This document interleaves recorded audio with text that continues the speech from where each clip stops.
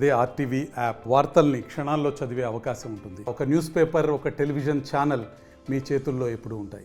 Andhra Pradesh NDA కూటమి ప్రభుత్వం ఏర్పడిన తర్వాత నారా చంద్రబాబు నాయుడు గారు తీసుకొని వచ్చినటువంటి 2047 విజన్, ఈ 2047 విజన్కు అనుగుణంగానే తిరుమల తిరుపతి దేవస్థానం కూడా ప్రక్షాళన దిశగా అడుగులేస్తుందనే చెప్పాలి.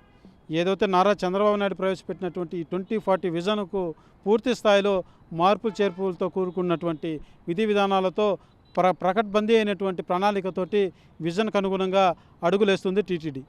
ఏదైతే వచ్చే తిరుమలకు వచ్చేటువంటి భక్తులకు మరింత సౌకర్యాలు చేకూర్చే విధంగా, మరిన్ని వసతులు ఏర్పరచుకునే విధంగా, పర్యావరణాన్ని కాపాడుకునే విధంగా ఈ యొక్క విజన్ 2047 అన్నది ఉపయోగపడుతుందనే చెప్పాలి.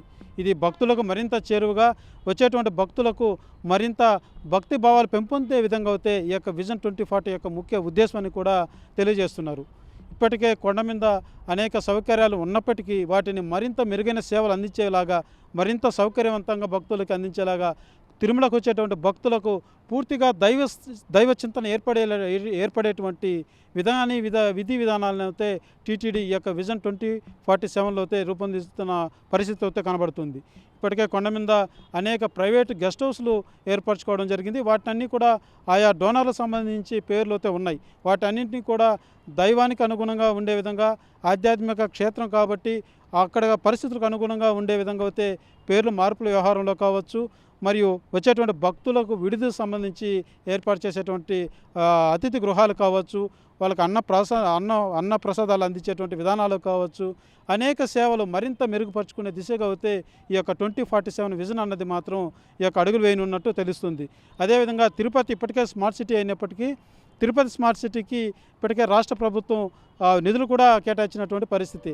అయితే ఇటువంటి స్మార్ట్ సిటీలో వచ్చేటువంటి ప్రతి భక్తులు కూడా తిరుపతి చేరుకుని ఆ తర్వాత తిరుమలకి వెళ్ళాల్సి ఉంటుంది. కాబట్టి టెక్నాలజీ పరంగా ఏదేదైతే అందుబాటులో ఉన్నాయో వాటిని మరింత మెరుగుపరుచుకొని ఈ విజన్ 2047లో పూర్తి స్థాయిలో ప్రక్షాళన దిశగా అయితే తిరుమల తిరుపతి దేవస్థానం ఈ విజన్ను ప్రారంభించిందనే చెప్పాలి.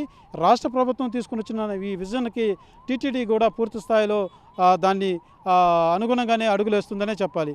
ముఖ్యంగా ఏదైతే స్వామివారికి నిర్వహించేటువంటి కైంకర్యాలు అనాదిగా వస్తున్నటువంటి సాంప్రదాయానికి ఎటువంటి ఇబ్బందులు లేకుండా, ఎటువంటి అరిష్టాలు లేకుండా సాంప్రదాయాలు కంటిన్యూ చేస్తూనే, సాంప్రదాయంగానే ఉంచుతూనే కొత్త విధి విధానాలతో పర్యావరణాన్ని కాపాడుతూ ఆధ్యాత్మిక క్షేత్రాన్ని మరింత ఉన్నత స్థాయికి తీసుకెళ్లే విధంగా తిరుమలకు వచ్చేటువంటి భక్తులకు పూర్తి స్థాయిలో కూడా దైవ చింతనతోటే తిరుమల నుంచి తిరుపతి బస్సు ఎక్కేంత వరకు కూడా దైవ చింతనతో ఉండే విధంగా అయితే ఈ యొక్క 2047 విజన్ అన్నది మాత్రం పూర్తి స్థాయిలో ప్రక్షాళన చేసి మరింత సౌకర్యార్థం అన్ని విధాలుగా ఏర్పాటు చేసే దిశగా అయితే టీటీడీ అడుగులేస్తుందనే చెప్పాలి.